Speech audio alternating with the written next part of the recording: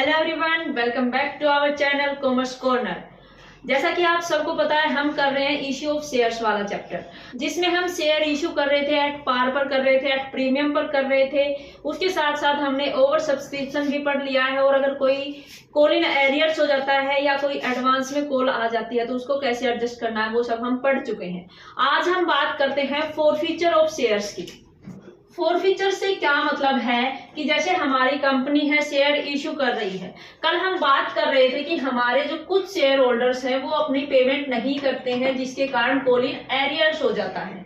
तो अगर ये एरियर हो गया कुछ टाइम के बाद, जैसे मान लो हम 2 कॉल मंगवा रहे हैं, एप्लीकेशन और अलॉटमेंट के बाद 2 कॉल मंगवा रहे हैं, फर्स्ट एंड सेकंड कॉल। तो फर्स्ट कॉल पर बाई चांस पैसा नहीं दे पाता है शेयर होल्डर्स, और जब हम सेकंड कॉल मंगवाते हैं तब पेमेंट कर देता है, या फिर हम 1 या 2 नोटिस देते हैं तब वो पे कर देता है। तो कोई दिक्कत नहीं है, ठीक है, लेट हो जाता है भी पेमेंट करने में, कोई दिक्कत नहीं है। लेकिन हम बार बार शेयर होल्डर्स को नोटिस दे रहे हैं, लेकिन फिर भी ये जो एरियर का पैसा बन गया था वो पैसा अगर शेयर होल्डर्स पे नहीं करता है तो कंपनी क्या करती है, उसको जितने शेयर अलॉट किए हैं उन शेयर्स को फोरफिट कर लेती है।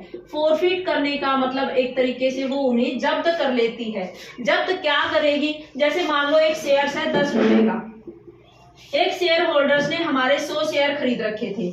ये 10 रुपए हमने मंगवाए थे कि एप्लीकेशन पर 3 रुपए दे देना, अलॉटमेंट पर आप 2 रुपए दे देना, और फर्स्ट कॉल पर आप फिर 3 रुपए दे देना, और सेकंड पर आप फिर 2 दे देना। इस तरीके से हम इससे 10 रुपए मंगवा रहे थे। लेकिन एक शेयर होल्डर्स जो 100 शेयर वाला है उसने 3 रुपए एप्लीकेशन के दे दिए, उसके बाद अलॉटमेंट के टाइम पर भी पैसा इसने दे दिया, लेकिन फर्स्ट कॉल का पैसा इसने नहीं दिया। तो फर्स्ट कॉल का पैसा उसने नहीं दिया तो हम क्या मान रहे थे कि इसका कॉल इन एरियर हो गया। लेकिन इस एरियर को हम जब दोबारा कॉल मांगी, दूसरी कॉल मांगी, तो इन 100 शेयर्स वाले शेयर होल्डर ने इसकी पेमेंट दोनों की एक साथ कर दी। सेकंड कॉल के टाइम पर जो एरियर था वो भी दे दिया, और सेकंड कॉल का पैसा भी इसका था वो भी दे दिया। इसने 500 रुपए इकट्ठे 100 शेयर्स के इस टाइम पर दे दिए। इस टाइम तक तो कोई दिक्कत नहीं है हमें, लेकिन इसने ये 3 रुपए नहीं दिए, सेकंड कॉल मांगी, ये पैसा भी नहीं दिया।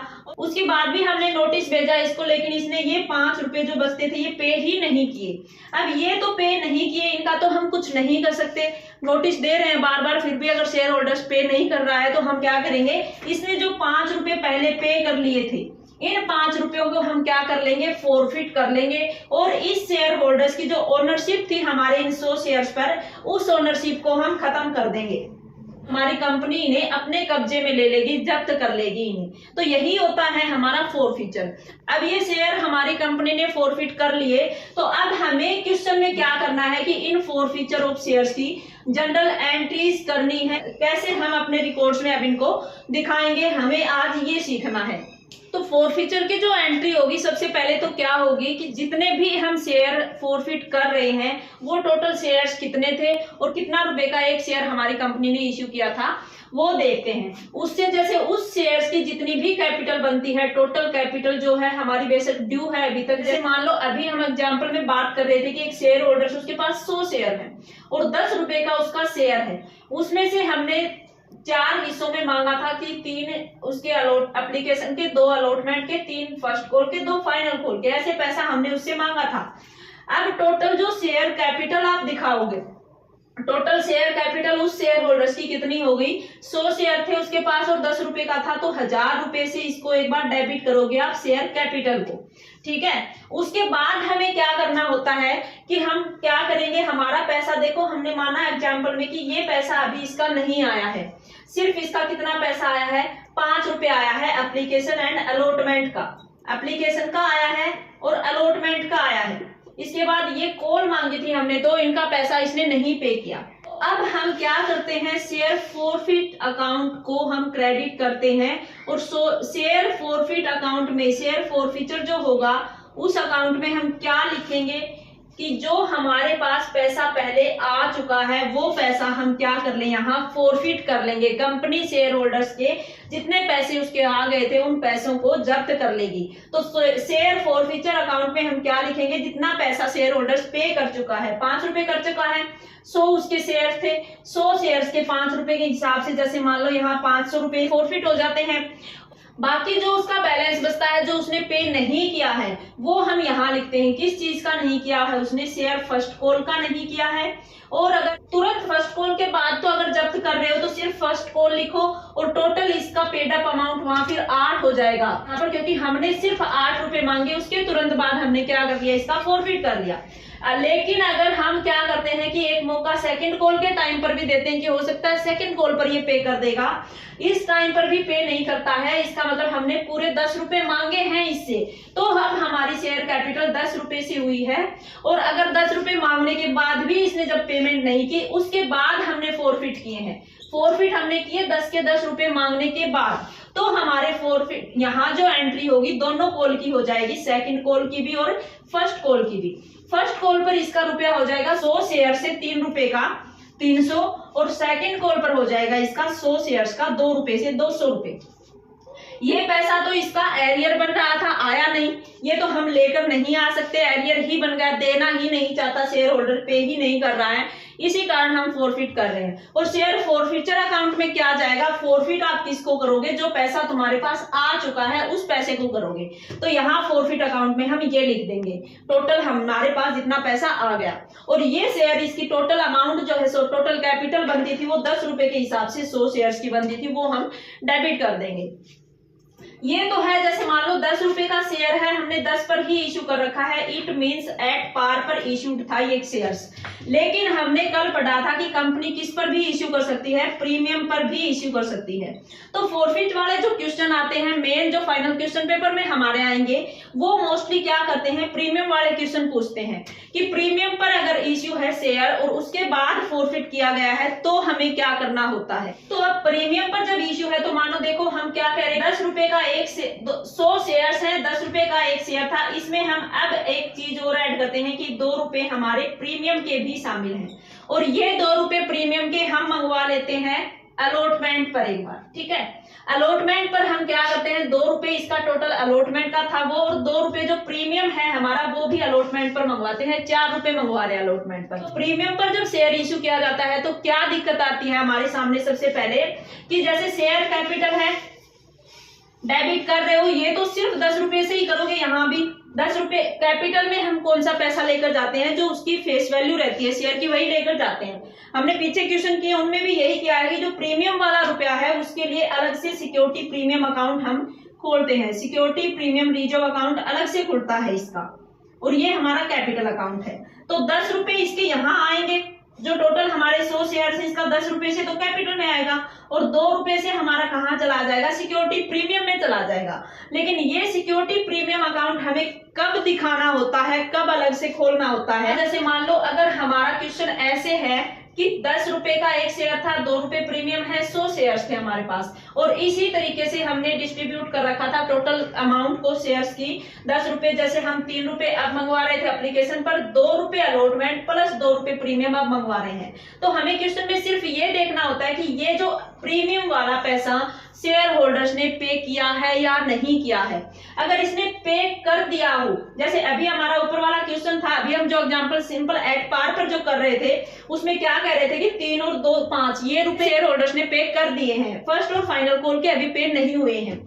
उस टाइम पर क्या होता है, ये 2 रुपए हमारे आ ही चुके हैं, तो हमें सिक्योरिटी प्रीमियम अकाउंट अलग से खोलकर नहीं दिखाना होता है। तो सिक्योरिटी प्रीमियम अकाउंट को हमें कब शो करना होता है कि अलॉटमेंट का पैसा अगर नहीं आया है तो हमें ये अकाउंट यहाँ खोलकर दिखाना होता है। अगर अलॉटमेंट का पैसा आ गया है तो अलॉटमेंट के साथ प्रीमियम का जो पैसा आ गया वो हम जब्त ही कर लेंगे, उसको यहाँ शो नहीं करना होता है। तो मान लेते हैं हमारे पास अभी क्या हुआ है, सिक्योरिटी प्रीमियम जो है अलॉटमेंट के साथ है, अभी जो पहले वाला ही एग्जांपल चल रहा है उसके अकॉर्डिंग, और ये पैसा हमारे पास आ चुका है। तो इस सिचुएशन में हम क्या करेंगे, ये जो अकाउंट है ये शो नहीं करेंगे, और शेयर कैपिटल है वो 10 रुपए से ही शो करेंगे, और जो हमारा फर्स्ट एंड फाइनल कॉल है जो पैसा नहीं आया है, सेकंड कॉल का और फर्स्ट कॉल का, वो दिखा दोगे आप यहाँ पर 3 और 2 के हिसाब से। जैसे 100 रुपए का 300 यहाँ हो जाएगा, 200 यहाँ हो जाएगा। और शेयर फॉरफिट है वो क्या करोगे आप, ये 3 और 2 5 रुपए से ही आप दिखाओगे। इन 2 रुपए प्रीमियम को अगर शेयर होल्डर्स ने पे कर दिया है तो आप भूल जाइए उन 2 रुपए को। यहाँ 500 रुपए से ही हमें फॉरफिट दिखाना होता है। लेकिन प्रीमियम पर इश्यू करते टाइम दूसरी सिचुएशन हमारी क्या हो सकती है कि 10 रुपए का शेयर था, वही 100 शेयर्स हैं हमारे एग्जाम्पल के तौर पर एक पर मानकर चलते हैं, और हमारे एप्लीकेशन पर 3 रुपए जो था, अलॉटमेंट पर हमारा क्या था 2 रुपए अलॉटमेंट प्लस 2 रुपए प्रीमियम, 2 रुपए हम प्रीमियम पर इश्यू कर रहे हैं। अब इसको टोटल 12 रुपए में कर रहे हैं, 2 रुपए अलॉटमेंट के और 2 रुपए प्रीमियम के इसमें में इंक्लूड हैं, और फर्स्ट कॉल का हमारा 3 रुपए और सेकंड कॉल का हमारा 2 रुपए है। और अब हमारे जो शेयर होल्डर्स हैं उसने सिर्फ एप्लीकेशन का पैसा दिया है, ये पैसा अब नहीं दिया है। अगर ऐसी सिचुएशन आती है तो हमें क्या करना है, इस टाइम पर हमें ये सिक्योरिटी प्रीमियम अकाउंट दिखाना पड़ेगा। अब हम क्या करेंगे, शेयर कैपिटल तो हमारा वही कैपिटल अकाउंट में आप सिक्योरिटी प्रीमियम ऐड नहीं करोगे, सिर्फ 10 रुपए से लेकर जाओगे। 100 शेयर्स हैं, 10 रुपए से 1000 रुपए तो यहाँ हमारे शेयर कैपिटल में आ जाएंगे, और सिक्योरिटी प्रीमियम रिजर्व अकाउंट अब हम यहाँ खोलते हैं, उसमें 2 रुपए से हमारा 100 शेयर्स का 200 रुपए आ जाएगा। इसके बाद आपका आया पैसा कौन कौन सा नहीं है, अलॉटमेंट का नहीं आया है, जो पैसा नहीं आता है एक बार तो आप वो लिख दो, अलॉटमेंट का नहीं आया, अब प्रीमियम के साथ लिखोगे आप। यहाँ जब हमारा अलॉटमेंट का पैसा आ चुका था, फोरफिट हम कर रहे थे अलॉटमेंट को, तो प्रीमियम को एक तरीके से हमें क्या करना है, भूलना है, देख कुछ करना ही नहीं है इसका, यहाँ अकाउंट नहीं खोलना है, और यहाँ भी अलॉटमेंट का पैसा फोरफिट में सिर्फ अलॉटमेंट वाला पैसा लिखोगे, आप प्रीमियम वाला यहाँ नहीं दिखाओगे। लेकिन अब इसने अगर पेमेंट नहीं की है तो हमें सिक्योरिटी प्रीमियम अकाउंट डेबिट किया है, और इसके साथ साथ अलॉटमेंट का जो पैसा यहाँ नहीं आया वो लिख रहे हो, ये दोनों जोड़कर लिखोगे आप। 2 रुपए अलॉटमेंट और 2 रुपए प्रीमियम, 4 रुपए से करोगे आप 100 शेयर्स का 400 रुपए। ऐसे ही आप फर्स्ट कॉल का दिखा दोगे, 3 रुपए के हिसाब से 300 हो जाएगा। ऐसे ही आप सेकंड कॉल या फाइनल कॉल का दिखा दोगे, 2 रुपए से 200 रुपए हो जाएगा। और फोरफिट आप क्या करोगे, जो रुपया आपके पास आ चुका है उसको फोरफिट करोगे।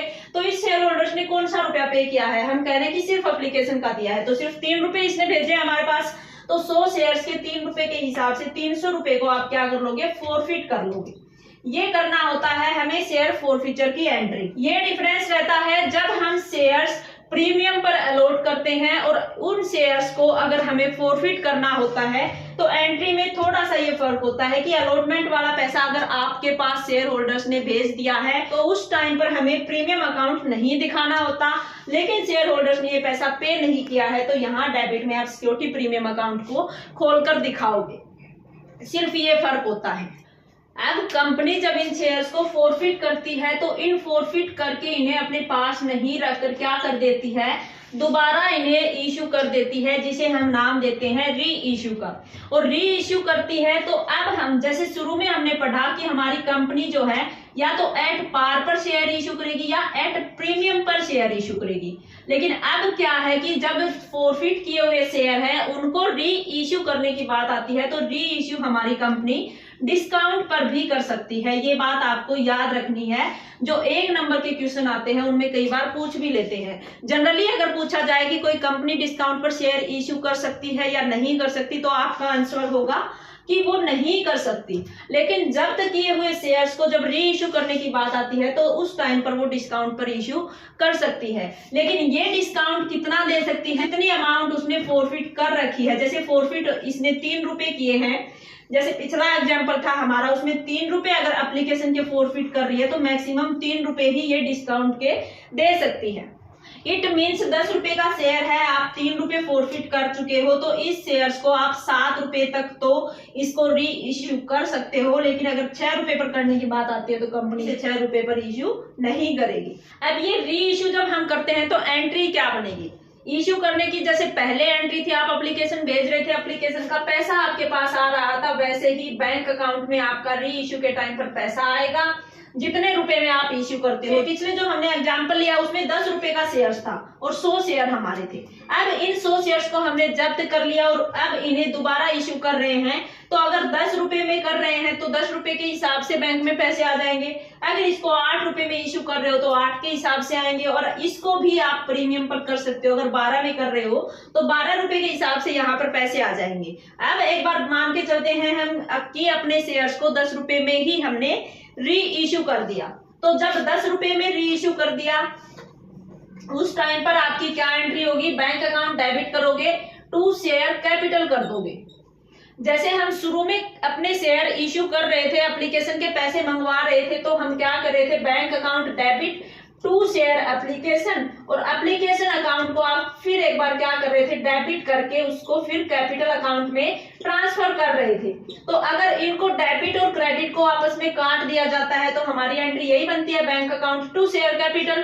तो यहाँ हम री इश्यू के टाइम पर सिर्फ यही एंट्री कर रहे हैं, कंफ्यूज नहीं होना है कि वहां तो एप्लीकेशन को अलग से खोल रहे थे, यहाँ नहीं खोल रहे हैं। बैंक अकाउंट में जैसे मानो हम 100 शेयर है 10 में ही, अब हमारे री इश्यू के टाइम पर एक बार हम एट पार पर ही कर रहे हैं, 10 रुपए में ही कर रहे हैं, तो 10 रुपए हमारे 10 रुपए के हिसाब से हमारे 100 शेयर्स के 1000 रुपए आ जाएंगे, और 1000 को आप शेयर कैपिटल में ट्रांसफर कर दोगे। इन्हीं 100 शेयर्स को मान लो आप दोबारा जब इश्यू कर रहे थे, री इश्यू कर रहे थे, तो आपने 12 रुपए पर किया है, तो वही सेम एंट्री वैसे ही रहेंगी कि अगर प्रीमियम पर किया है तो आप क्या करोगे, बैंक में हमारे 10 की बजाय 12 रुपए आएंगे यहाँ पर, और हमारा शेयर कैपिटल में तो 10 रुपए से ही जाएगा, और 2 रुपए के हिसाब से जो 200 रुपए जाएंगे वो कहाँ चले जाएंगे, अपने सिक्योरिटी प्रीमियम में चले जाएंगे। यहाँ भी वैसे ही करना, लेकिन वहां हमने डिस्काउंट पर नहीं करके देखा। तो अगर बाई चांस हमारा ये शेयर आप डिस्काउंट पर री इश्यू कर रहे हो, 10 रुपए वाला शेयर आप 8 रुपए में री इश्यू कर रहे हो, तब क्या एंट्री करोगे, तब हमारे पास जब देखो डिस्काउंट पर ही इश्यू कर दिया हमने, तो बैंक में कितना रुपया आया है आपके पास,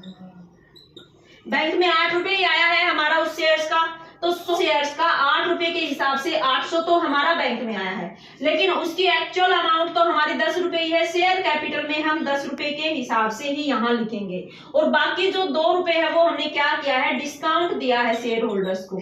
तो ये डिस्काउंट होता है, ये हम यहाँ दिखाते हैं, फोरफिट किया हुआ शेयर री इश्यू कर रहे हो, शेयर फोरफिट अकाउंट से आप क्या करोगे, यहाँ डेबिट करोगे 2 रुपए के हिसाब। ये एंट्री एक आपको अलग से याद करनी है कि अगर डिस्काउंट पे आप री इश्यू करते हो फोरफिट किए हुए शेयर को, तो डिस्काउंट का जितना अमाउंट होगा वो आप कहाँ दिखाओगे, शेयर फोरफिट अकाउंट में दिखाओगे। ये एंट्री आपको री इश्यू के टाइम पर याद करनी है। सिंपल, अगर एट पार पर है तो bank account to share capital account, premium पर है तो सिक्योरिटी प्रीमियम भी दिखा दीजिए आप जितने रुपए का प्रीमियम दे रहे हो। अगर डिस्काउंट पर है तो शेयर फोरफिट अकाउंट को आप जितने रुपए की डिस्काउंट दे रहे हो उसके हिसाब से आप शेयर फोरफिट अकाउंट को आप डेबिट कर दोगे। फोरफिट किए हुए शेयर को री इश्यू करने के बाद हमें पैसा जो होता है फोरफिट अकाउंट का, उसे कैपिटल रिजर्व अकाउंट में ट्रांसफर करना होता है।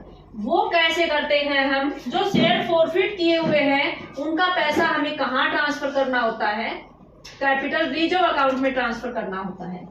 जैसे जितना हमने बात की थी कि 100 शेयर्स हैं, 3 रुपए एप्लीकेशन के नहीं आए, वो आपने जब्त किए हैं, तो उन पैसों को आप क्या करोगे, कैपिटल रिजर्व अकाउंट में ट्रांसफर करोगे। लेकिन अगर हमारे शेयर डिस्काउंट पर इश्यू किए थे, तो आपको ध्यान हो, अभी हमने बात की थी, डिस्काउंट पर शेयर इश्यू कर रहे हो तो डिस्काउंट वाला, जैसे 2 रुपए डिस्काउंट दे रहे हो आप, 10 रुपए वाला शेयर 8 में इश्यू कर रहे हो, तो हम अपना शेयर फोरफिट अकाउंट डेबिट कर रहे थे। उस टाइम पर कैपिटल रिजर्व अकाउंट में जो पैसा लेकर जाओगे, तो जैसे शेयर फोरफिट हमने 3 रुपए से किए थे, एप्लीकेशन के सिर्फ पैसे आए थे वो हमने फोरफिट किए थे, अब उनको री इश्यू करते टाइम आपने 2 रुपए डिस्काउंट पर इश्यू कर दिया, इसका मतलब 200 रुपए आपके फोरफिट में डेबिट हो चुके। पहले ये क्रेडिट किए थे हमने 300 रुपए, अब 200 रुपए डेबिट भी हो चुके। अब कैपिटल रिजर्व में जो पैसा है वो बैलेंस जो बचता है वो लेकर जाते हैं हम, कि अगर डिस्काउंट पर शेयर इश्यू कर दिया तो टोटल 300 में से ये 200 घटा के 100 रुपए जो होते हैं, फोरफिट अकाउंट जहां पर भी बैलेंस बच जाता है ना, वो फोरफिट अकाउंट का पैसा हमें कैपिटल रिजर्व में ट्रांसफर करना होता है। एक बार तीनों चीजों का एक साथ एक क्वेश्चन करके देखते हैं, जिससे हमें तीनों बातें अच्छे से समझ में आ जाएंगी कि शेयर फोरफिट करते हो तो क्या एंट्री होगी, री इश्यू करते हो तो क्या एंट्री होगी, और बाद में कैपिटल रिजर्व में आपको कितना लेकर जाना होता है। जैसे मानो एक शेयर होल्डर्स है हमारा, उसने 1000 शेयर हमारे खरीद रखे थे, उस पर हमारा एक शेयर 10 रुपए का था। अब उसने क्या किया कि हमारा 10 रुपए हमने जैसे मान लो 3 पोर्शन में मांगा, 5 रुपए एप्लीकेशन पर मांगे, 3 रुपए अलॉटमेंट पर, और 2 रुपए हम मांग रहे हैं फर्स्ट कॉल पर। तो अब ये शेयर होल्डर्स है, ये मान लेते हैं कि सिर्फ एप्लीकेशन का पैसा पे कर पाता है, और 3 और 2 रुपए, ये 5 रुपए अलॉटमेंट और कॉल के पैसे हैं वो पे नहीं कर पाता। इसके बाद हम बात करते हैं कि इसके पैसों को फोरफिट, इसके शेयर्स को फोरफिट कर लिया गया, और फोरफिट करने के बाद हम री इश्यू कर लेते हैं, एक बार डिस्काउंट पर कर लेते हैं इनको। इन 1000 शेयर्स को आप डिस्काउंट पर, मतलब 2 रुपए पर 8 में आप री इश्यू कर लेते हो। हमें इसकी जनरली अगर कि शेयर कैपिटल अकाउंट है आपको डेबिट करोगे, और कितने करोगे कि 1000 से 10 रुपए एक है तो टोटल 10,000 से करोगे।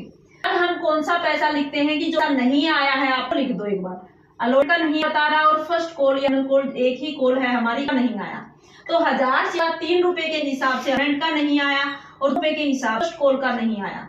अब हमें जो फोरफिट की करनी है, फोर अकाउंट खोलना है, कौन सा पैसा लेके जाए, जो इसका पैसा आ उसको जब्त करना। तो 1000 शेयर्स का रुपए हिसाब से हमारा 1000 रुपए यहाँ हो जाता है। फिर अकेले की ये होती है। इसके बाद हमने बात की री इश्यू कर, और री इश्यू डिस्काउंट पर कर दिया, तो री इश्यू की हमने बात की बैंक अकाउंट डेबिट कर दो, और बैंक अकाउंट में कौन सा लिख दो जो हमारे में बैंक में आया है। शेयर से 1000 हमने 8 रुपए पर री इश्यू किया, 8000 रुपए हमारे बैंक में आ गए। लेकिन शेयर कैपिटल अकाउंट तो हमारा 10 से है, 2 शेयर का तो हमारा 1000 से ही होगा, 10 में दिखाना होता है इसको। हाँ, अगर जितना डिस्काउंट दिया है उसके आप शेयर फोरफिट अकाउंट डेबिट कर दो। शेयर फोरफिट अकाउंट में जो डिस्काउंट 10 रुपए का था हमें दिया है, 2 रुपए डिस्काउंट के हो गए, शेयर का हमारा फोरफिट अकाउंट हो गया।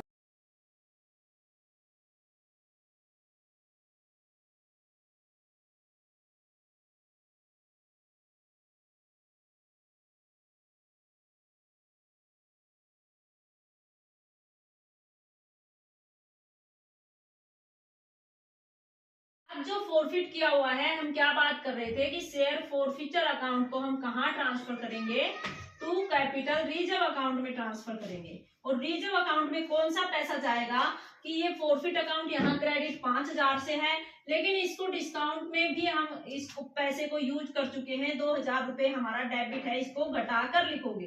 5000 में से ये 2000 रुपए घटाकर आप 3000 रुपए जो है वो कैपिटल अकाउंट में ट्रांसफर कर दो, कैपिटल रिजर्व अकाउंट में ट्रांसफर कर दोगे।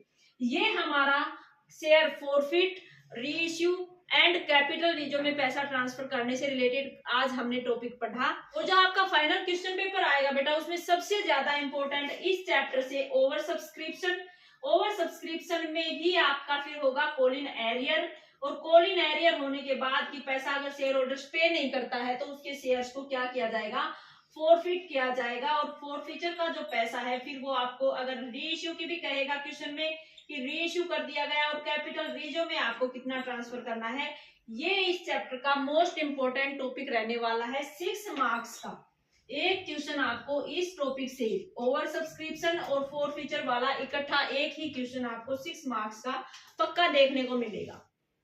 आज के लिए इतना ही, मिलते हैं नेक्स्ट वीडियो में, तब तक के लिए bye bye, thank you, have a nice day.